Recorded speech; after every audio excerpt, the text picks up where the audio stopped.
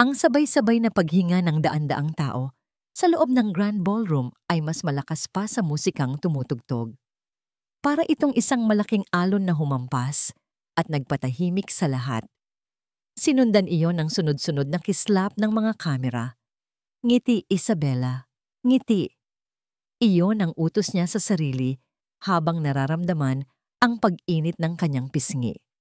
Ang kahihiyan ay isang kumukulong likido na unti-unting umakyat mula sa kanyang dibdib patungo sa kanyang lalamunan. Ngumiti siya. Isang perpektong nangiti na ilang taon na niyang pinraktis. Ang ngiti na kayang magtago ng lahat. Bahagya niyang inayos ang laylayan ng kanyang mamahaling gown. Tinitiyak na natatakpan nito ang bahagyang pangingitim sa kanyang braso. Isang alaala mula pa noong nakaraang linggo. Dito, sa ilalim ng mga kumikinang na chandelier at sa harap ng mga pinakamayayamang tao sa bansa, siya si Isabella Carter Cain. Ang maganda at masuwerteng asawa ng bilyonaryong si Edward Cain. Isang perpektong larawan ng tagumpay at kaligayahan. Isang kasinungalingan. Kanina lang, bago sila bumaba ng sasakyan, hinawakan ni Edward ang kanyang panga. Ang mga daliri nito ay mariin. Nag-iiwan ng sakit na hindi nakikita. Tandaan mo, Isabela, bulong nito. Ang hininga ay amoy mamahaling alak. Akin ka. Bawat ngiti mo, bawat salita mo, pag-aari ko ngayong gabi. Maging perpekto ka. At naging perpekto siya. Ngumiti siya sa mga business partners, tumango sa mga matatandang mayayamang ginang, at tumawa sa mga birong hindi naman nakakatawa. Ginampanan niya ang papel ng isang perpektong asawa. Mrs. Cain, napakaganda ninyo ngayong gabi. At congratulations sa inyong foundation, sabi ng isang matandang don. Si Mr. Velasco, isang malaking donor ng charity event. Ang inyong dedication sa pagtulong sa mga bata ay kahanga-hanga. Ngumiti si Isabela, isang tunay na ngiti sa pagkakataong yon. Maraming salamat po, sir. Ito po talaga ang pangarap ko. Nakikita ko, may kakaibang kislap sa iyong mga mata kapag pinag-uusapan mo ito. Sabi pa ng matanda. Sa kanyang tabi, naramdaman ni Isabela ang pagtigas ng katawan ni Edward. Ang kamay nito na nakahawak sa kanyang baywang ay humigpit. Isang babala. Masyado na siyang nagiging sentro ng usapan. Mahal, sabi ni Edward. Ang boses ay malambing ngunit puno ng yelo. Huwag na nating abalahin si Mr. Velasco. Marami pa siyang kailangang kausapin. Tumango si Isabela. Paumanhin po, sir. Nang makalayo sila, dinala siya ni Edward sa isang medyo madilim na sulok, malapit sa isang malaking bintana kung saan taanaw ang mga ilaw ng syudad. You're enjoying yourself too much, bulong ni Edward. Ang pagkakangiti ay hindi umaabot sa kanyang mga mata. Nakalimutan mo na ba kung sino ang bida rito? Edward, hindi naman. Huwag mo akong sasagutin. Putol nito sa kanya. Ang pagkakahawak nito sa kanyang braso ay mas mariin pa kaysa kanina. Napapikit siya sa sakit.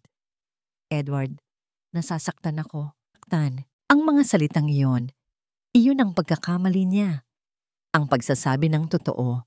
Ang pagpapakita ng kahinaan. Nakita niya ang pagbabago sa mga mata ni Edward. Mula sa inis, naging itong galit. Isang galit na pamilyar na sa kanya. Isang galit na laging nagtatapos sa sakit at luha. Pero hindi dito. Hindi sa harap ng lahat. Bitawan mo ako, sabi niya sa mahinang boses, sinusubukang bawiin ang kanyang braso. Ano? Tanong ni Edward, tila hindi makapaniwala. Inuutusan mo ako? Ang mga tao sa paligid ay nagsisimula nang makapansin. Ang ilan ay sumusulyap, nagbubulungan. Ito ang pinakamalaking takot ni Isabela, ang kahihiyan sa publiko. At ibinigay ito ni Edward sa kanya. Sa isang malakas na hila, kinaladkad siya nito pabalik sa gitna ng ballroom. Binitiwan nito ang kanyang braso para sunggaban ang kanyang buhok. Napasigaw siya, hindi lang sa sakit kundi sa gulat. "Sino ka para utusan ako?" sigaw ni Edward. At sa isang iglap, nawala ang lahat ng pagkukunwari. Ang gwapo at maginoong si Edward Kane ay naging isang halimaw sa harap ng daan-daang tao. Itinulak siya nito. Malakas. Nawalan siya ng balanse. Ang kanyang mga paa na nakasuot ng mataas na takong ay bumigay. Bumagsak siya sa makintab na sahig. Ang kanyang champagne glass ay tumalsik mula sa kanyang kamay at nabasag sa sahig. Basag. Tulad ng buhay niya. Natahimik ang buong lugar. Ang tanging maririnig lang ay ang tunog ng nabasag na kristal at ang kanyang sariling paghinga. Nakatingin ang lahat. Ang mga mata nila ay puno ng awa, gulat at pag-uusisa. Ang mga kamera ay walang tigil sa pag-flash. Nakatayo si Edward sa harap niya. Ang dibdib ay umaangat at bumababa sa galit. Para siyang isang hari na nakatingin sa isang basahan. Walang tumulong.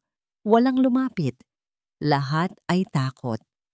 Naramdaman ni Isabela ang pag-agos ng luha sa kanyang mga pisngi. Hindi ito ang plano. Dapat ay perpekto ang gabing ito. Ang gabing ito ay para sa kanyang charity, para sa mga bata. Pero sinira ni Edward ang lahat. At sa gitna ng kanyang pagkasira, isang boses ang bumasag sa katahimikan. Isang boses na puno ng awtoridad at malamig na galit.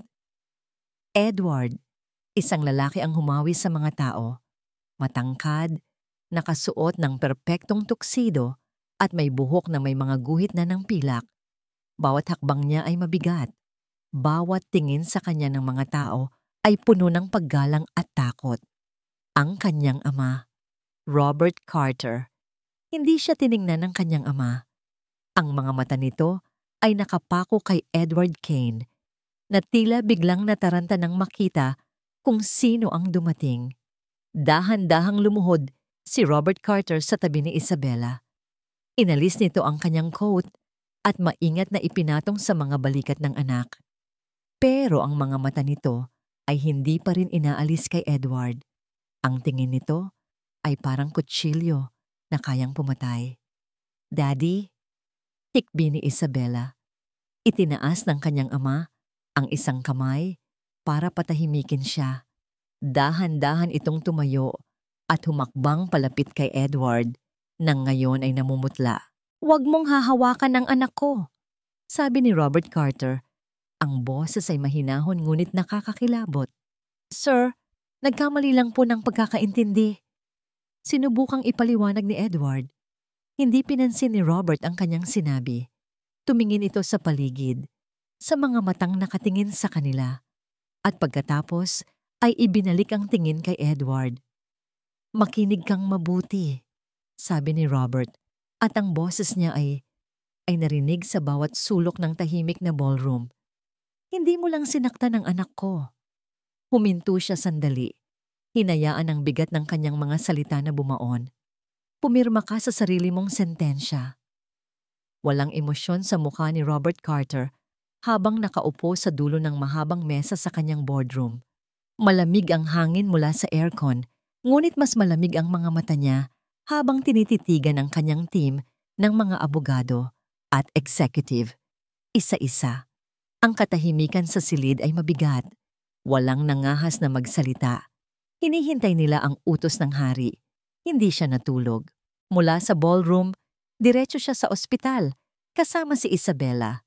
At mula sa ospital, diretso siya rito sa opisina. Ang imahe ng kanyang anak na nakahandusay sa sahig, basag at umiiyak, ay nakatatak sa kanyang isipan. Hindi ito isang alaala. Isa itong gatilyo. 2 salita. Nagsalita si Robert. Ang boses ay kalmado, ngunit may bigat na parang bakal. "Edward Kane." Ipinakita sa malaking screen sa harap ang larawan ni Edward, nakangiti sa isang magazine cover. Ang perpektong imahe ng isang bilyonaryo. "Gusto kong sirain ang lalaking iyan," pagpapatuloy ni Robert. "Hindi lang ang kanyang kumpanya, hindi lang ang kanyang pera. Gusto kong kunin ang lahat sa kanya, hanggang sa wala nang matira, kundi ang alikabok ng kanyang pangalan. Tumingin siya sa kanyang Chief Legal Counsel. Alvarez, i-freeze mo ang lahat ng personal at corporate assets niya na mahahanap mo. Gamitin mo ang lahat ng koneksyon natin sa mga bangko. Gusto kong bukas ng umaga, hindi na niya magalaw kahit isang sentimo. Yes, sir. Mabilis na sagot ni Alvarez. Tumingin siya sa kanyang Head of Acquisitions. Reyes, ang lahat ng kasunduan, lahat ng kontrata, lahat ng partnerships na mayroon ng Kane Holdings, gusto kong bawiin o sirain. Hanapan ninyo ng butas. Kung walang butas, gumawa kayo ng butas. Ipakalat ninyo sa merkado na ang Kane Holdings ay babagsak. I want their stocks to be worthless by the end of the week. Consider it done, sir. At ikaw, Diaz, sabi niya sa kanyang PR head, ilabas mo ang lahat ng basura, bawat chismis, bawat sikreto, bawat questionabling deal na ginawa niya. Gusto kong ang pangalan ni Edward Kane ay maging kasing dumi ng putik. Tumayo siya. Hudyat na tapos na ang pagpupulong.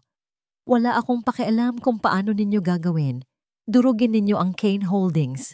Now, get out and do it. Parang mga sundalong sumunod ang lahat. Naiwan si Robert mag-isa sa malamig na silid. Tiningnan niya muli ang larawan ni Edward sa screen na wala ang malamig na ekspresyon sa kanyang mukha. Ang natira ay purong galit. Hindi ito negosyo. Ito ay personal. Pagdating niya sa kanyang mansyon, kung saan pansamantalang tumutuloy si Isabela, nadatnan niya itong nakaupo sa may bintana. Nakatingin sa malawak na hardin. May 2 bodyguard na hindi kalayuan sa pinto. Para sa proteksyon niya, mukha itong pagod at maputla. Ang anino ng pasa sa kanyang pisngi ay hindi na kayang takpan ng makeup. Kamusta ang pakiramdam mo, anak? Tanong niya. Sinubukang pag-aani ng kanyang boses. Lumingon si Isabela. Okay lang ako, Daddy. Nakausap mo na ba ang mga pulis? Nagsampa na ba tayo ng kaso? Iyon agad ang tanong. Katarungan. Para kay Robert, ang katarungan ay masyadong mabagal, masyadong mahina. Umupo siya sa tapat nito, dala ang isang tasa ng tsa. Huwag mo munang isipin iyon. Ang mahalaga ay ligtas ka. Ang mga abogado na ang bahala sa lahat. Pero Daddy, kailangan niyang pagbayaran sa batas ang ginawa niya. At pagbabayaran niya, tiniyak ni Robert. Pinabagsak ko na ang stocks ng kumpanya niya ng 20% ngayong umaga lang at 3 malalaking kontrata na ang umatras sa kanya. Simula pa lang iyan. Ngumiti si Robert. Inaasahan na makikita ang tuwa sa mukha ng anak. Pero wala. Tumingin lang ito sa kanya. Ang mga mata ay puno ng pag-aalala. Hindi yan ang ibig kong sabihin, sabi ni Isabela. Huminga ng malalim si Robert. Anak, may mga paraan ang mga mayayamang tulad niya para takasan ng batas. Pero ang ginagawa ko, walang takas dito. Tinitiyak ko na hindi na siya makakabangon pa. Tumayo si Isabela at sinubukang kunin ang kanyang cellphone sa mesa. Tatawagan ko si Sofia. Siya ang dati kong abogad. Hindi na kailangan, sabi ni Robert. Bahagyang inilayo ang telepono. Ang team ko na ang bahala. Magpahinga ka lang. Nakita ni Isabela ang mga bodyguard sa pinto. Tumingin ito pabalik sa kanya. Ang pag-aalala sa mga mata nito ay napalitan ng ibang emosyon. Isang bagay na hindi mabasa ni Robert. Bakit may bantay sa labas ng pinto ko? Para sa kaligtasan mo. Baka kung anong gawin ng baliw na yon. Isa akong biktima, Daddy. Hindi isang bilanggo. Nasaktan si Robert sa sinabi nito. Pinoprotektahan lang kita, Isabela. Umiwas ito ng tingin at bumalik sa pagkakaupo sa tabi ng bintana. Tumahimik na lang din si Robert. Hindi siya maintindihan nito. Lahat ng ito ay para sa kanya. Kinagabihan, habang papunta siya sa kanyang opisina sa loob ng bahay, dumaan siya sa hallway malapit sa silid ni Isabela. Kailangan niyang tumawag. Idinayal niya ang numero ng kanyang pinagkakatiwalaang private investigator. Nakuha mo na ba ang impormasyon? Tanong ni Robert diretsyo sa punto. Yes, sir. Sagot ng nasa kabilang linya. May isang warehouse ang Kane Holdings na may mga illegal na materyales. Pero kailangan nating magtanim ng ebidensya para masiguro ang kaso. Gawin mo, sabi ni Robert nang walang pag-aalinlangan. Sir, illegal po iyon. Pwedeng, wala akong pakialam kung illegal. Putol ni Robert, ang boses ay bumaba at naging mapanganib. Gawin mo ang kailangang gawin. I need him ruined.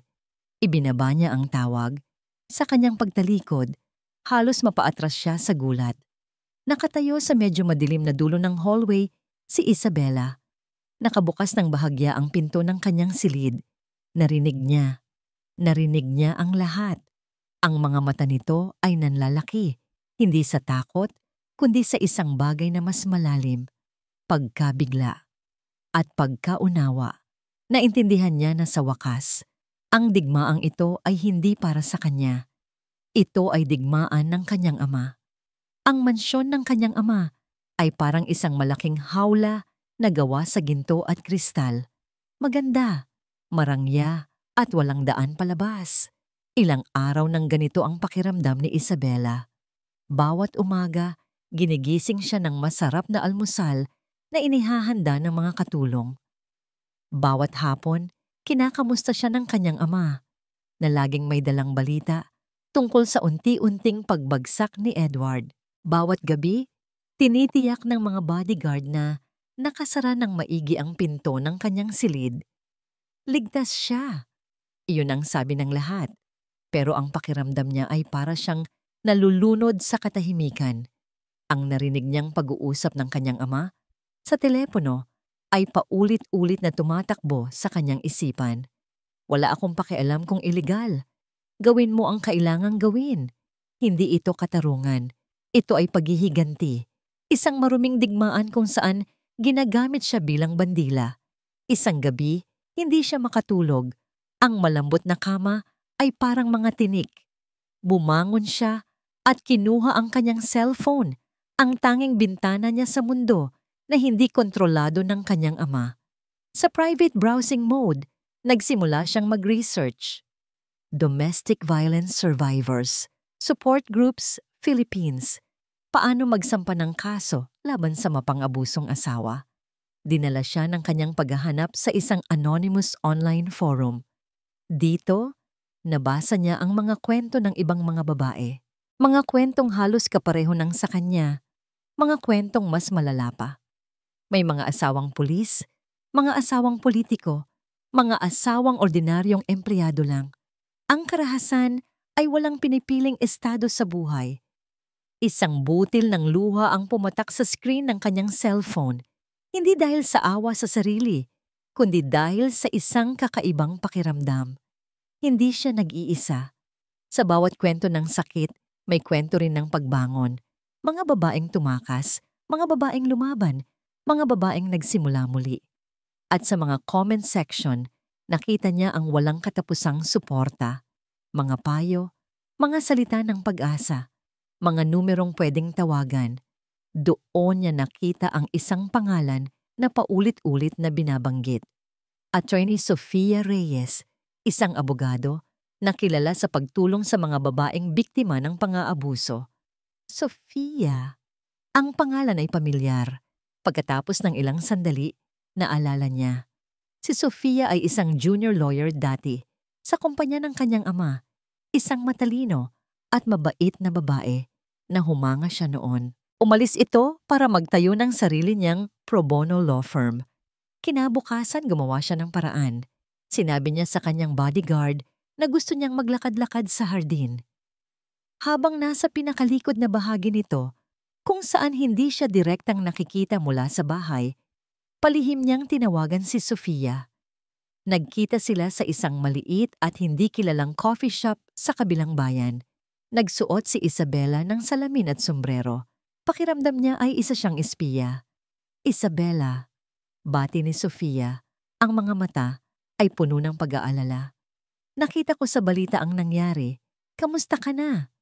Doon, sa harap ng isang halos estranghero, gumuho ang lahat ng pader na itinayo ni Isabela. Umiyak siya. Ikinuwento niya ang lahat. Ang mga pananakit na hindi nakikita. Ang mga salitang mas masakit pa sa sampal. Ang gabi ng kahihiyan. At ang hawla na kinalalagyan niya ngayon. Gusto ng daddy ko na sirain si Edward, sabi ni Isabela. Pinupunasan ng kanyang mga luha. Pero hindi yun ang gusto ko. Gusto ko ng katarungan. Gusto kong managot siya sa batas. At gusto kong may gawin para sa iba pang mga babaeng tulad ko. Tumango si Sofia, ang kanyang mukha ay seryoso. Maiintindihan ko. Pwede nating gawin iyan. Pero kailangan nating maging maingat. Dalawang makapangyarihang lalaki ang kalaban mo dito, Isabela. Ang asawa mo at ang tatay mo. Nang gabing iyon, bumalik si Isabela sa kanyang silid na may bagong determinasyon. Pero ang pag-asang iyon ay agad sinubok. Nag-vibrate ang kanyang cellphone. Isang mensahe mula sa numerong hindi nakasave. Isabela, mahal. Patawarin mo ako. Hindi ko sinasadya. Bumalik ka na sa akin. Sinundan yon ng isa pa. Nakikita kita. Kahit nasaan ka pa. Akin ka pa rin. Nanginig ang kanyang mga kamay. Si Edward, kahit nakakulong sa problema, nakahanap pa rin ito ng paraan para takutin siya. Huminga siya ng malalim, pilit pinapakalma ang sarili. Hindi na siya magpapadala sa takot. Kinuha niya ang isang notebook at ballpen mula sa drawer. Sa unang pahina, isinulat niya ang isang salita. Esperanza. Pag-asa. Nagsimula siyang mag-doodle, mag-drawing ng mga ideya. Isang foundation, isang safe house, isang hotline, isang lugar kung saan ang mga biktima ay hindi na kailangang magtago. Isang lugar kung saan ang kanilang mga kwento ay papakinggan. Habang abala siya sa pagsusulat, muling tumunog ang kanyang cellphone. Isang tawag, si Sofia. Isabela, pasensya na sa abala, sabi ng abogado sa kabilang linya. Ang boses nito ay kalmado, ngunit may bahid ng pagkaapura. May sinimulan akong tingnan, ang mga lumang business records bilang paghahanda sa kaso ninyo. Okay? May nakita ka ba? Tanong ni Isabela. Nagkaroon ng sandaling katahimikan sa kabilang linya. Oo, sabi ni Sofia. Ang boses ay mas seryoso na ngayon. May nakita ako. Isang bagay na hindi normal sa mga lumang transaksyon sa pagitan ng kumpanya ng pamilya mo at ng pamilya Kane noon pa. Bago pa kayo ikasal. Napahinto sa pagsusulat si Isabela. Ano ang ibig mong sabihin? Hindi ko pa sigurado, sabi ni Sofia. Pero may koneksyon, Isabela. Isang koneksyon na matagal nang nakatago. Basag ang salamin ng picture frame sa sahig. Sa loob nito, ang larawan nila ni Isabela noong kanilang kasal, nakangiti at mukhang perpekto. Tinapakan ni Edward ang nabasag na bubog nang hindi man lang umiiwas. Ang sakit sa kanyang talampakan ay walang-wala kumpara sa apoy na naglalagablab sa kanyang dibdib. Bagsak. Ito ang salitang umuulit-ulit sa isip niya. Sa loob lang ng ilang araw, ang imperyong pinaghirapan niyang itayo ay unti-unting ginuho ni Robert Carter. Ang kanyang mga asset ay naka-freeze. Ang mga deal na sigurado na ay biglang naglaho. Ang mga kasosyo na dati ay yumuyukod sa kanya ay hindi na sinasagot ang kanyang mga tawag. Tumingin siya sa kanyang refleksyon sa malaking bintana ng kanyang opisina. Ang syudad sa labas ay kumikinang, walang pakialam sa kanyang pagbagsak. Dati, ang tanawing iyon ay nagpapaalala sa kanya ng kanyang kapangyarihan.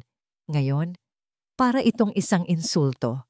Sa TV na nakamute sa isang sulok, nakita niya ang mukha ni Robert Carter na ini-interview. Kahit walang tunog, alam ni Edward ang sinasabi nito. Mga kasinungalingan. Mga salitang dinisenyo para sirain siya. Carter, ang pangalang iyon. Biglang bumalik sa kanya ang isang alaala na matagal na niyang ibinaon. Isang alaala mula sa kanyang pagkabata. 8 o 9 na taong gulang siya noon. Nakatago siya sa ilalim ng mabigat na mesang kahoy sa opisina ng kanyang ama. Sa lumang bahay nila, amoy alak si Papa. Amoy takot si Mama. Narinig niya ang tunog ng isang bagay na nabasag. Isang plorera. Sinundan iyon ng mahinang pag-iyak ng kanyang ina. Kasalanan mo ito. Sigaw ng kanyang ama. Ang boses ay basag at puno ng pait. Masyado kang maluho. Masyado kang gastadora. Hindi totoo yan, Ricardo. Sagot ng kanyang ina. Ang boses ay nanginginig. Ang negosyo? Huwag mong isubo sa akin ang negosyo. Isa pang malakas na kalabog. Alam nating dalawa kung sino ang may kasalanan nito. Mula sa kanyang pinagtataguan, nakita ni Edward ang nanginginig na mga binti ng kanyang ina. Nakita niya ang paglapit ng kanyang ama. Dahil kay Carter! Sigaw nito. Dahil sa demonyong si Robert Carter, sinira niya ako. Kinuha niya ang lahat. Bumalik si Edward sa kasalukuyan. Ang kanyang paghinga ay mabilis at malalim. Napahawak siya sa kanyang dibdib. Nararamdaman pa rin ang takot ng batang si Edward. Ang kanyang ama ay isang mabuting tao noon. Isang matalinong negosyante. Ngunit nang bumagsak ang kanilang kumpanya, naging isang halimaw ito sa loob ng kanilang tahanan. Ibinuhos nito ang lahat ng kanyang galit at kabiguan sa kanyang asawa. Sa nag-iisang taong hindi umalis sa tabi niya. At si Edward, isang batang walang magawa, ay nanood lang. Nangako siya sa sarili niya noon, hindi siya matutulad sa kanyang ama, hindi siya babagsak, hindi siya magiging mahina. Pero ngayon, inuulit ng kasaysayan ang sarili. Isang Carter na naman ang sumisira sa isang Kane. At si Isabella. Ang pag-alis nito ay ang huling patak. Ang ultimong pagtataksil. Hindi siya papayag. Sa isang sigaw na puno ng galit at desperasyon, iwinasiwas niya ang kanyang braso sa ibabaw ng mesa. Ang mga papel, ang mamahaling pluma, ang laptop, lahat ay lumipad at bumagsak sa sahig. Hindi ako matutulad sa iyo, Papa. Bulong niya sa hangin. Hindi ako babagsak. May determinasyong pumulso sa kanyang mga ugat. Ang desperasyon ay napalitan ng isang malamig at matalas na galit. Kung gusto ni Robert Carter ng digmaan, bibigyan niya ito ng digmaan. Isang digmaan na walang panuntunan. Kinuha niya ang kanyang cellphone at tinawagan ang kanyang pinagkakatiwalaan at pinakamagaling na imbestigador, si Miguel. Sir Edward? Miguel, may trabaho ako para sa'yo. Sabi ni Edward, ang boses ay kalmado na ngayon, ngunit mas mapanganib. Gusto kong halongkatin mo ang nakaraan ni Robert Carter. Bawat buto, bawat basura, bawat sikretong itinago niya. Wala kang palalampasin. Naiintindihan mo? Opo, sir. May particular po ba kayong hinahanap? Lahat, sabi ni Edward. At unahin mo ang mga panahong nagsisimula pa lang siya. Ang mga unang taon ng Carter Corp. Ang panahon kung kailan bumagsak ang kumpanya ng pamilya ko. Lumipas ang ilang oras. Dumilim sa labas. Hindi umalis si Edward sa kanyang wasak na opisina. Naghintay siya. Nang sa wakas ay tumunog ang kanyang cellphone, sinagot niya ito agad. Sir, sabi ni Miguel sa kabilang linya. Ang boses ay may halong pag-aalinlangan at pagkamangha. May nakita na po ako. Hindi nagsalita si Edward. Hinintay niya. Ang pagbagsak ng kumpanya ng papa ninyo. Pagpapatuloy ni Miguel. Hindi po yun aksidente sa merkado. May mga dokumento, mga testimonya mula sa mga dating empleyado. Sir, may mga bakas ng kamay ni Robert Carter sa lahat ng nangyari. Isang nakakabinging katahimikan ang namayani. Dahan-dahan, isang malamig na ngiti ang gumuhit sa mga labi ni Edward Kane. Isang ngiti ng isang demonyong nakahanap ng daan pabalik mula sa impyerno. May armas na siya. Gabi. Ang buong mansyon ay nababalot sa isang malalim na katahimikan. Ngunit sa isipan ni Isabella, ang mga salita ni Sofia ay umuugong na parang isang alarma. May connection, Isabella. Isang connection na matagal nang nakatago. Hindi niya magawang ipagsawalang bahala iyon. Ang connection sa pagitan ng kanyang ama at ng pamilya ni Edward, bago pa man sila magkakilala, ay isang misteryong kailangan niyang malaman. Dahan-dahan siyang bumangon mula sa kama. Walang sapin sa paa, naglakad siya palabas ng kanyang silid. Ang puso niya'y kumakabog sa bawat hakbang. Ang mga bodyguard ay nagbabantay sa ibaba, kaya't kailangan niyang maging maingat. Ang destinasyon niya ang pribadong opisina ng kanyang ama. Ang lugar na yon ay sagrado para kay Robert Carter. Bawal pumasok ang kahit sino nang walang pahintulot. Nakatayo sa harap ng malaking pintong gawa sa mahogany, naramdaman niya ang kaba. Paano siya makakapasok? Palaging nakalak ito. Ngunit may naalala siya. Isang alaala mula sa kanyang pagkabata. Isang maliit na susi na laging itinatago ng kanyang ama sa ilalim ng isang partikular na paso ng halaman sa pasilyo para sa emergency.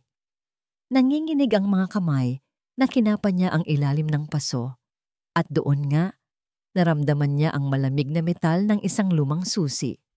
Ang pagpihit ng susi sa seradura ay tila napakalakas sa gitna ng katahimikan. Dahan-dahan niyang itinulak ang pinto. Pumasok siya sa loob sa kaharian ng kanyang ama. Amoy lumang papel, leather, at mamahaling tabako. Ang opisina ay madilim. Tanging ang liwanag ng buwan mula sa bintana ang nagsisilbing ilaw. Hindi niya binuksan ang ilaw. Takot siyang may makakita. Saan siya magsisimula? Ang mga filing cabinet ay puno ng mga folder ng kasalukuyang negosyo. Ang hinahanap niya ay isang bagay na luma. Ang kanyang mga mata ay napadako sa isang lumang bookshelf sa sulok. Sa likod ng mga libro tungkol sa ekonomiya at batas, may isang hilera ng mga lumang kahon na nababalutan ng alikabok. Kinuha niya ang isa. Nakasulat dito. Mga personal na sulat, 1995. Ang mga taon kung kailan nagsisimula pa lang ang Carter Corp. Ang mga taon bago pa siya ipinanganak. Umupo siya sa sahig, sa gitna ng kadiliman, at binuksan ang kahon. Sa loob, naroon ang mga sulat. Mga sulat sa pagitan ng kanyang ama at ng kanyang lolo, ang ama ni Robert. Ang sulat kamay ng kanyang ama noon ay mas matulis, mas agresibo. Sinimulan niyang basahin. Karamihan ay tungkol sa mga pangarap, mga plano, mga maliliit na tagumpay. Ngunit habang lumalalim siya sa mga sulat, may isang pangalan na paulit-uli na lumitaw. Kane, Ricardo Kane, ang ama ni Edward. Isang sulat ang nakakuha ng kanyang pansin. Ang petsa ay mula sa panahong alam niyang kasagsagan ng kompetisyon sa industriya. Mahal na itay, basa niya sa isip. Malapit na. Malapit ko nang makuha ang lahat. Ang Kane Industries ay parang isang langgam na malapit ko nang tapakan. Nanlamig ang buong katawan ni Isabela. Nagpatuloy siya sa pagbabasa. Sa sumunod na sulat, ilang linggo ang nakalipas, ang tono ng kanyang ama ay puno ng pagmamayabang. Tapos na, itay. Tinapos ko na ang mga kane. Ginamit ko ang impormasyon mula sa kanilang tauhan na binayaran natin. Ibinagsak ko ang kanilang pinakamalaking kliyente gamit ang isang peking bid. Ngayon, wala na silang pag-asa. Sa wakas, magiging akin na ang merkado. Ang tagumpay ay may presyo. At sa pagkakataong ito, si Ricardo Kane ang nagbayad.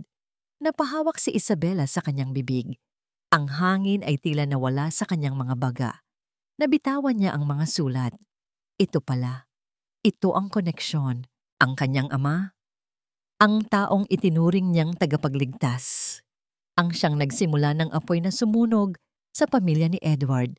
Hindi niya sinira si Edward dahil sa ginawa nito sa kanya. Sinisira niya si Edward dahil ito ang ginagawa niya sa lahat ng kanyang kaaway.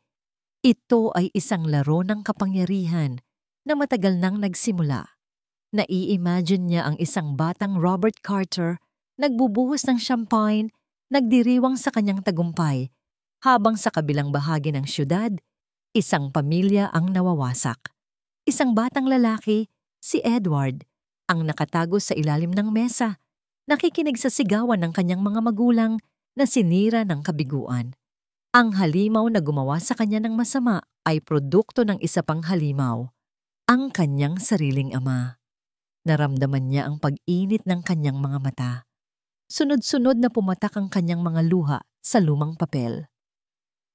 Ang sakit ng katotohanan ay mas matindi pa sa sakit ng sampal ni Edward dahil ito ay isang pagtataksil mula sa taong pinagkatiwalaan niya ng buong buhay niya. Isang mahinang tunog sa kanyang likuran ang nagpatigil sa kanyang paghinga. Isang pagguga ng sahig. Dahan-dahan siyang lumingon. Nakatayo sa may pintuan si Robert Carter. Gising ito.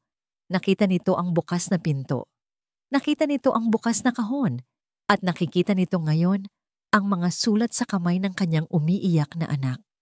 Ang mukha ng kanyang ama ay blanko. Ngunit ang mga mata nito ay nagliliyab. "Daddy!" Bulong ni Isabela. Ang boses ay basag at puno ng sakit. Ano? Anong ibig sabihin nito? Ang katahimikan sa loob ng madilim na opisina ay mabigat at puno ng tensyon.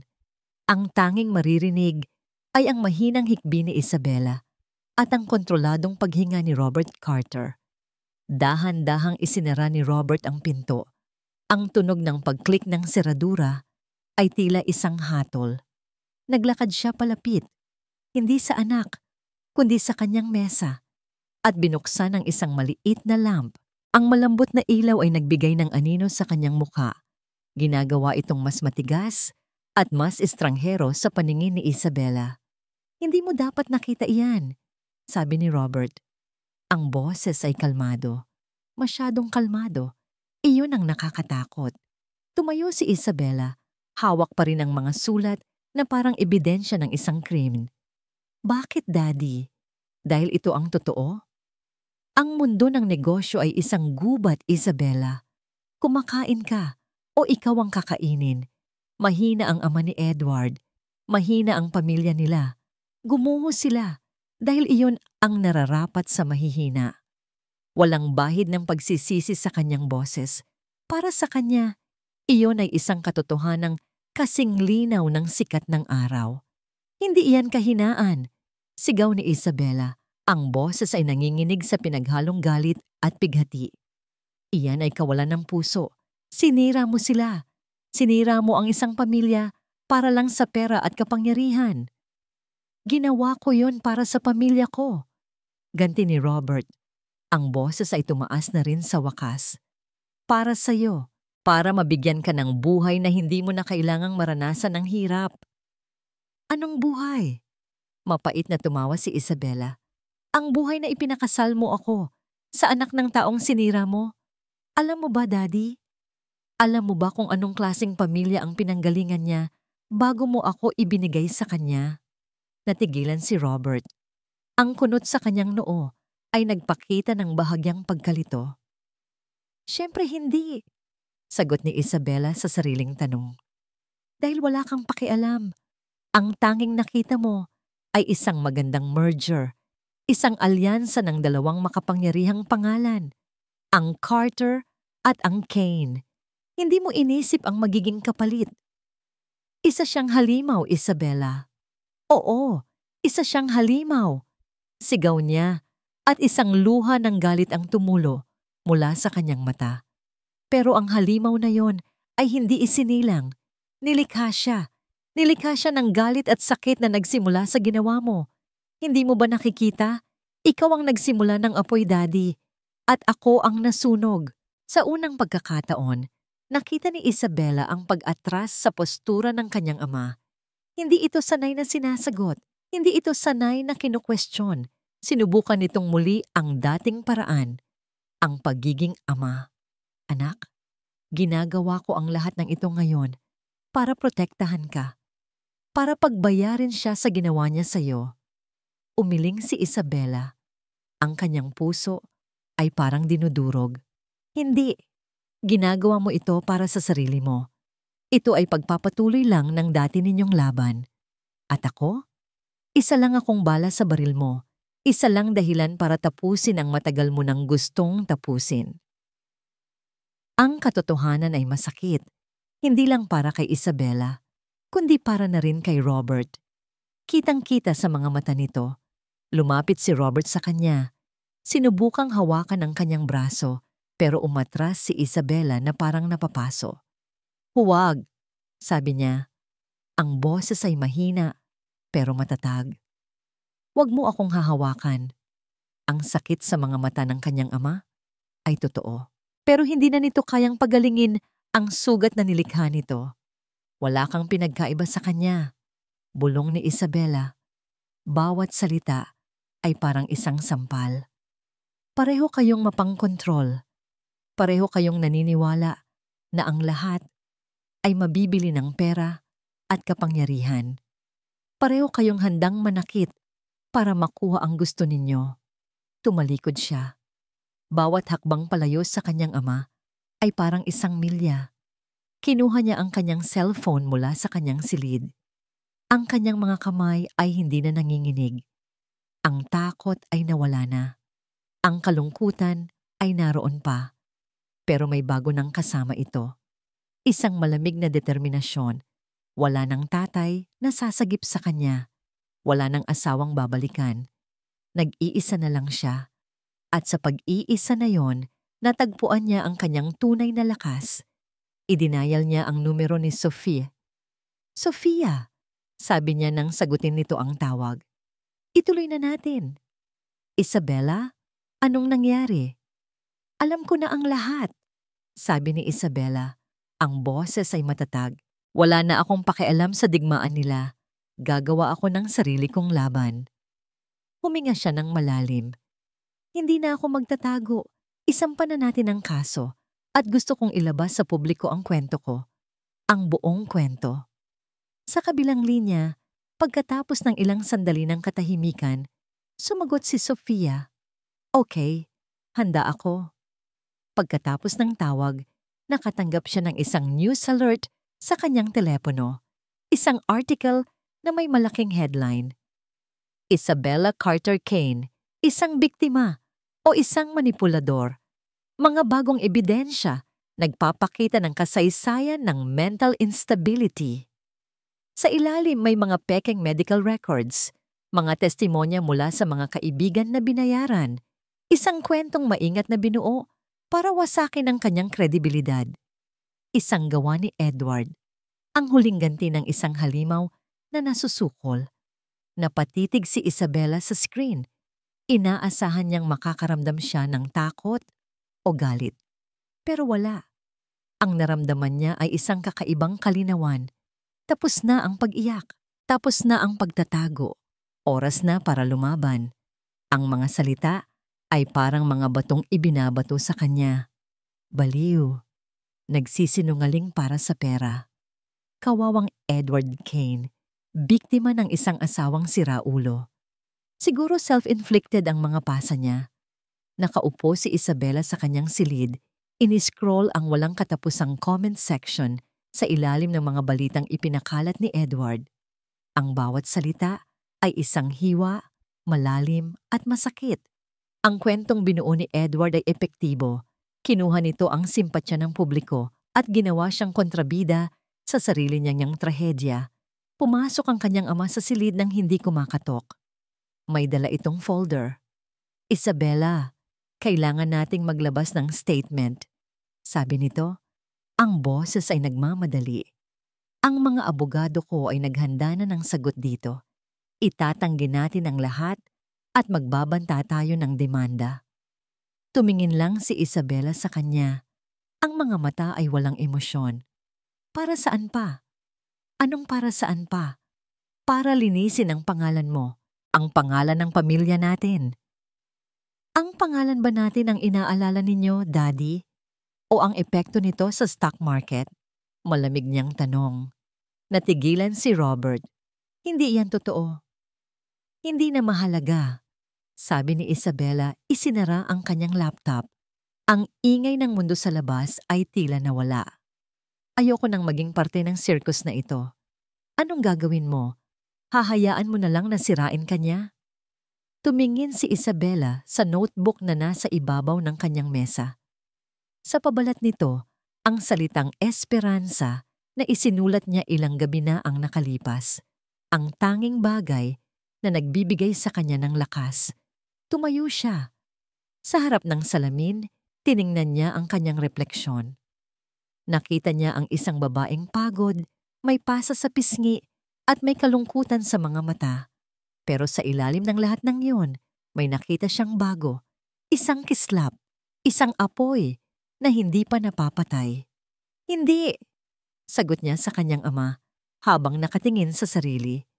Hindi ko hahayaang sirain niya ako, pero hindi ko rin hahayaang gamitin mo ako para sirain siya.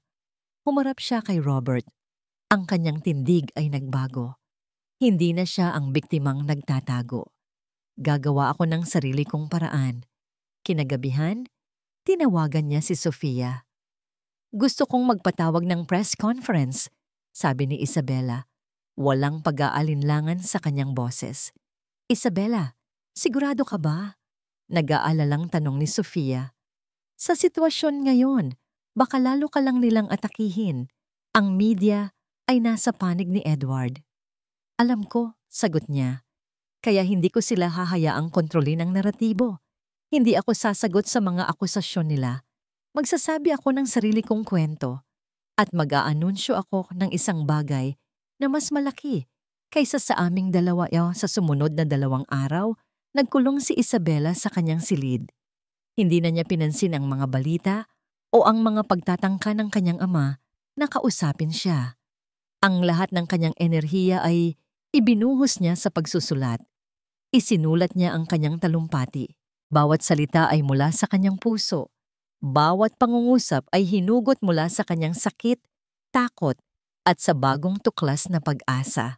Gabi bago ang press conference, paulit-ulit niyang binasa ang kanyang isinulat sa harap ng salamin. Ang kanyang boses ay nanginginig sa simula. Ako si Isabela Carter Kane at ako ay isang survivor. Mali. Inulit niya. Ako si Isabela at ito ang aking kwento. Mas mabuti pero hindi pa rin sapat. Huminga siya ng malalim. Tumingin siya sa kanyang mga mata sa salamin. May mga kwentong hindi kailanman na isasalaysay. Nagsimula siyang muli. Ang boses ay mas malakas na ngayon, mas matatag. Mga kwentong nangyayari sa likod ng mga nakasarang pinto, sa ilalim ng kumikinang na mga ilaw, sa gitna ng mga pekeng ngiti. Ang kwento ko ay isa sa mga iyon. Nagpatuloy siya. Ang bawat salita ay dumadaloy na ngayon ng may kapangyarihan. Hindi na ito isang talumpati. Isa na itong pagpapahayag. Kinabukasan, handa na siya. Nakasuot ng simpleng puting bestida na walang anumang alahas, hinarap niya ang kanyang ama bago umalis. Huwag mong gawin ito, Isabela. Pakiusap ni Robert. Masasaktan ka lang. Matagal na akong nasasaktan, Daddy. Sagot niya. Ang pinagkaiba lang, ngayon, ako na ang may hawak ng sakit ko. Hindi na ikaw, at lalong hindi na si Edward. Habang nasa sasakyan papunta sa venue, isang package ang dumating para sa kanya sa pamamagitan ng isang messenger. Walang pangalan ang nagpadala. Nanginginig ang kanyang mga kamay nang buksan niya ito. Sa loob ng kahon ay isang luma at mumurahing cellphone. Sa pagpindot niya ng on, isang video file lang ang laman nito. Pinindot niya ang play. Ang video ay malabo at madilim. Narinig niya ang boses ng isang lalaking sumisigaw. Isang boses na nakakakilabot sa pagiging pamilyar. Ang boses ng ama ni Edward. At narinig niya ang pag-iyak ng isang babae, ang ina ni Edward. Hindi ipinakita ang mukha ng babae, pero nakita ni Isabela ang anino nito sa dingding. Isang aninong napaluhod. Sinusubukang protektahan ang sarili mula sa mga suntok at sipa. Ang mga tunog, ang pagdaing, ang pagmamakaawa, ang malulutong na kalabog ay mas masahol pa sa anumang visual na imahe. Nabitawan ni Isabela ang cellphone. Bumagsak ito sa sahig ng sasakyan nang may mahinang tunog. Naramdaman niya ang pag-akyat ng asido sa kanyang lalamunan. Nanlamig ang kanyang buong katawan na parang yelong kumalat sa kanyang mga ugat. Hindi iyon basta video. Isa yung mensahe, isang babala. Isabela, okay ka lang? Nag-aalalang tanong ni Sofia na napansin ang biglaang pamumutla niya. Hindi makapagsalita si Isabela. Itinuro lang niya ang cellphone sa sahig.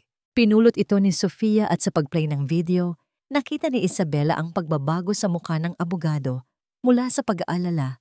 Naging itong gulat. At pagkatapos ay purong pangingilabot. Agad nitong pinatay ang video. Diyos ko, Isabela, ano ito?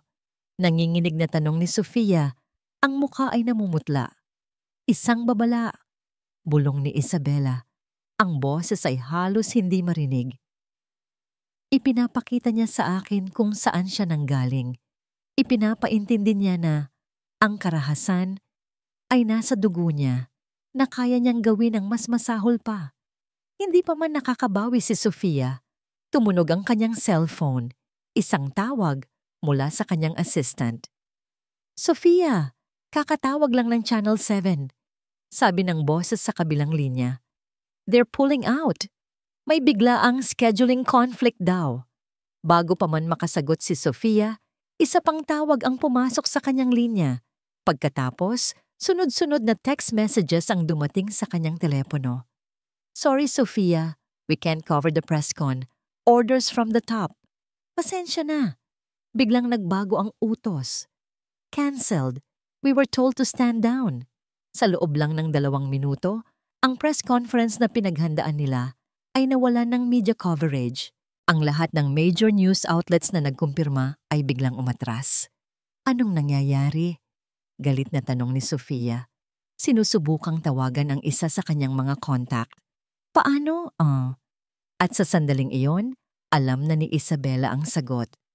May isang tao lang na may sapat na kapangyarihan para patahimikin ang buong media sa isang tawag lang. Ang daddy, sabi ni Isabela. Ang boses ay walang laman. Ang pag-asa ay parang tubig na naubos mula sa isang basag na baso.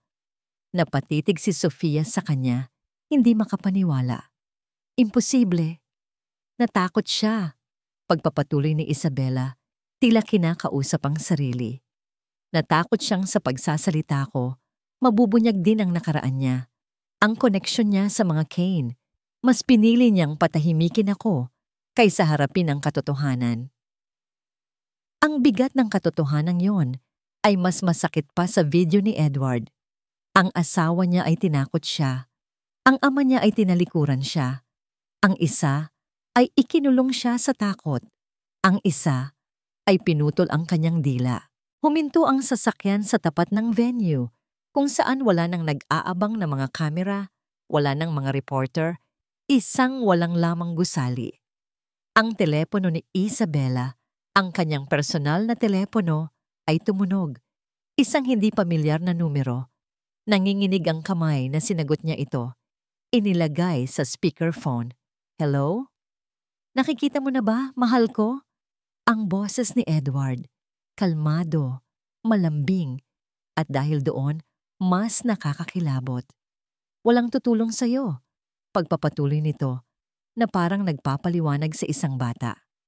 Hindi ang media, lalo na hindi ang tatay mo. Nakita mo ba kung gaano kanya kabilis isinuko para protektahan ang sarili niya? Napapikit si Isabela. Isang luha ang tumakas mula sa kanyang mga mata. Ako lang, Isabela. Ako lang ang nakakaintindi sa'yo. Ako lang ang pamilya mo. Kaya bumalik ka na. Tapusin na natin ang gulong ito. Umuwi ka na sa akin. Ang alok ay parang lason na nakabalot sa pulot. Isang pangako ng kaligtasan sa loob ng hawla na halos pumatay sa kanya. Ibinaba niya ang tawag. Umupo siya sa gitna ng katahimikan ng sasakyan. Binalot siya ng isang klase ng lamig na mas matindi pa sa takot. Ito ay ang lamig ng kawalan ng pag-asa. Edward sa kanyang kanan, Robert sa kanyang kaliwa. Parehong sinara ang lahat ng pinto. Wala na siyang pupuntahan. Wala nang paraan para lumaban. Lahat ay nawala. Sa loob ng ilang minuto, nanatili si Isabela sa katahimikan, nalulunod sa kadiliman ng pagkatalo. Tinalo siya. Ang 2 hari sa kanyang buhay ay nagtagumpay sa pagsira sa kanya. Ngunit mula sa pinakamalalim na bahagi ng kanyang pagkasira, may isang bagay na pumiglas, isang kislap. Ang apoy na akala niya'y tuluyan ng namatay. Kinuha nila ang kanyang boses sa media. Kinuha nila ang kanyang platform, pero may isang bagay na hindi nila makukuha. Ang kanyang katotohanan. Dahan-dahan, itinaas niya ang kanyang ulo. Ang bakas ng luha sa kanyang pisngi ay nagsimulang matuyo. May bagong liwanag sa kanyang mga mata. Hindi na pag-asa, kundi isang matigas at hindi matitinag na determinasyon. "Sofia," sabi niya, ang boses ay mahina, ngunit matatag. "Iuwi mo na ako.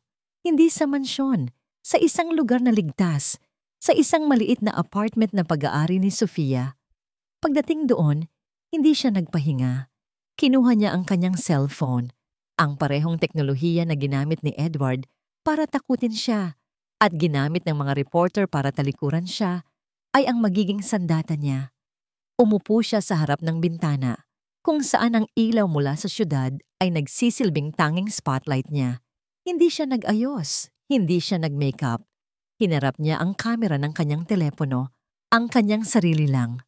Pagod, nasaktan, pero hindi na natatakot. Pinindot niya ang Go Live. Walang paunang anunsyo, walang audience. Nagsimula siya sa 0 viewers. "Hello!" Panimula niya. Ang kanyang boses ay bahagyang nanginginig sa simula. "Ang pangalan ko ay Isabella at mayroon akong kwento." Dahan-dahan, nagsimulang may manood. 1, 5, 20. Marahil nabasa ninyo sa balita ang tungkol sa akin.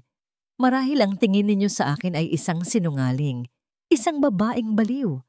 Hayaan ninyong sabihin ko sa inyo ang katotohanan. At ikinuwento niya ang gabi ng charity ball, ang takot na naramdaman niya. Ipinakita niya sa kamera, sa malapitan, ang mga naghihilom na pasa sa kanyang braso. Umabot na sa daan-daan ang viewers, pagkatapos ay libo-libo. Ang comment section ay nagsimulang mapuno ng mga salita ng suporta. Pero ang kwento ko ay hindi nagsimula sa gabing iyon. Pagpapatuloy niya, ang kanyang boses ay lalong lumalakas.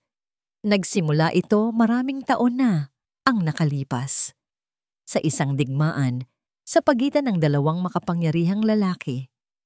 At doon, isiniwalat niya ang lahat.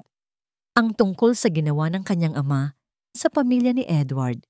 Ang tungkol sa kung paano ang galit at kabiguan ay lumilikha ng mga halimaw.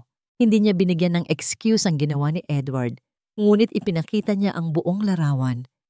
Isang trahedyang paikot-ikot, isang cycle ng karahasan at paghihiganti. "Ngayong gabi, dapat ay may press conference ako," sabi niya. Ang luha ay nagsimula ng mamuo sa kanyang mga mata, ngunit hindi na ito luha ng kahinaan. Ito ay luha ng katapangan. Pero pinatahimik ako dahil ang katotohanan ay nakakatakot para sa mga taong may itinatago. Ang viewers ay umabot na sa daan-daang libo.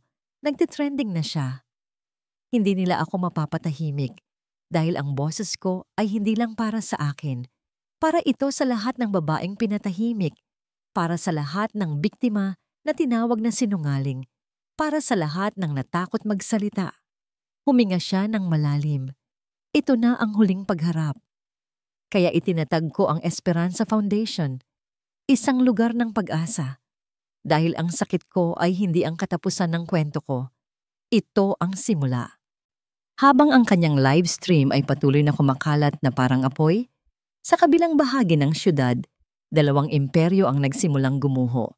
Sa loob ng kanyang opisina, pinanood ni Edward Kane ang pag-aresto sa kanya ng mga pulis na napilitang umaksyon dahil sa galit ng publiko. Ang kanyang mukha ay puno ng hindi makapaniwalang pagkagulat. Sa kanyang mansyon, pinanood ni Robert Carter ang kanyang anak sa screen, habang ang kanyang cellphone ay walang tigil sa pagtunog mula sa mga galit na board members. Ang kanyang mukha ay hindi galit, kundi basag. Isang mukha ng isang haring natalo. Tinapos ni Isabella ang live stream. Sa unang pagkakataon sa loob ng mahabang panahon, Nakahinga siya ng maluwag. Naramdaman niya ang kapayapaan. Ilang sandali pa, may kumatok sa pinto ng apartment. Nagkatinginan sila ni Sofia.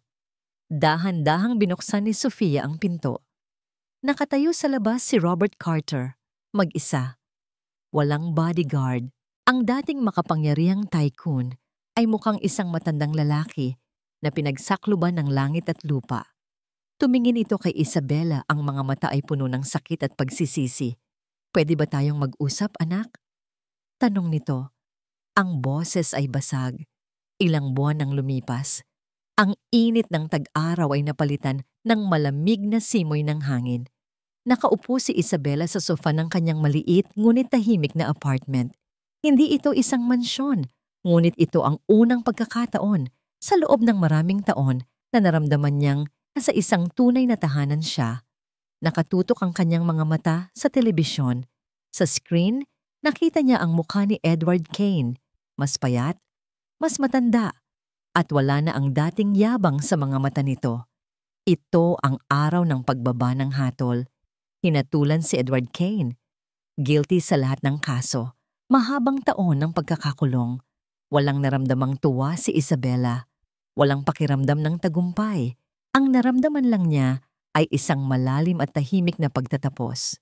Isang kabanata ng kanyang buhay na sa wakas ay naisara na. Pinatay niya ang telebisyon. Tapos na. Ang relasyon niya sa kanyang ama ay dumaan din sa isang malaking pagbabago. Pagkatapos ng gabing nag-usap sila sa pinto ng apartment ni Sofia, nagkaroon sila ng isang mahaba at mahirap na pag-uusap. Umupo sila sa isang simpleng coffee shop. Walang bodyguard, walang abogado. 2 tao lang na sinira ng kanilang nakaraan. "Patawad, anak," sabi ni Robert. Ang boses ay basag. Ang dating hari ay isa na lamang amang puno ng pagsisisi. "Patawarin mo ako, hindi sa ginawa ko sa negosyo, kundi sa ginawa ko sa iyo. Sa pagkontrol ko sa buhay mo, sa pagiging bulag ko sa sakit na nararamdaman mo." Tiningnan ni Isabela ang kanyang ama. Sa unang pagkakataon, hindi kapangyarihan ang nakita niya, kundi isang taong naliligaw. "Hindi ko alam kung mapapatawad kita, Daddy," sagot niya ng may katapatan. "Pero handa akong subukan." Mula noon, unti-unti nilang inaayos ang kanilang nasirang relasyon. Bumitaw si Robert Carter bilang CEO ng kanyang kumpanya. Ibinigay niya ang posisyon sa iba. Mula sa likod at nang hindi nakikialam, siya ang naging pinakamalaking anonymous donor ng Esperanza Foundation. Ito ang kanyang paraan ng pagbabayad puri. Isang hapon, ilang linggo bago ang opisyal na paglulunsad ng foundation, naglakad-lakad si Isabela sa isang parke. Ang araw ay mahinahon. Ang hangin ay sariwa. Napahawak siya sa kanyang malaki ng tiyan at naramdaman niya ito. Isang malikot na sipa mula sa loob. Napangiti siya. Isang nangiting para lang sa kanya at sa batang nasa kanyang sinapupunan. Sa gitna ng lahat ng kaguluhan, may isang buhay na nabuo. Isang bagong pag-asa. Hindi ito alaala ni Edward. Ito ay anak niya. Ang kanyang bagong simula. At dumating ang araw ng paglulunsad. Nakatayo si Isabela sa entablado, sa harap ng daan-daang tao. Mga survivor, mga taga-suporta, mga miyembro ng media na ngayon ay nasa panig na niya. Nakasuot siya ng isang simpleng asul na bestida. Ang kanyang tiyan ay isang magandang paalala ng bagong buhay. Hindi na siya si Isabela Carter Kane, ang asawa ng bilyonaryo. Hindi na rin siya si Isabela Carter, ang anak ng tycoon. Siya na lang si Isabela. Huminga siya ng malalim at nagsalita sa mikropono. Ang kanyang boses ay malinaw at puno ng kapangyarihan. "Marami sa inyo ang nakakakilala sa aking kwento. Isang kwento ng sakit, takot at kadiliman." Panimula niya, ang kanyang mga mata ay naglilibot sa mga mukha sa harap niya. "Ngunit nandito ako ngayon para sabihin sa inyo na ang mga kwentong iyon, gaano man kasakit, ay hindi ang ating katapusan." Nagpatuloy siya. "Ang bawat pasa, bawat luha, bawat sugat, Hindi iyan simbolo ng ating kahinaan. Iyan ang mapa ng ating nilakbay. Iyan ang patunay na tayo ay lumaban. At dahil tayo ay narito pa ngayon, ibig sabihin, tayo ay nanalo. Isang palakpakan ang umugong sa buong hall.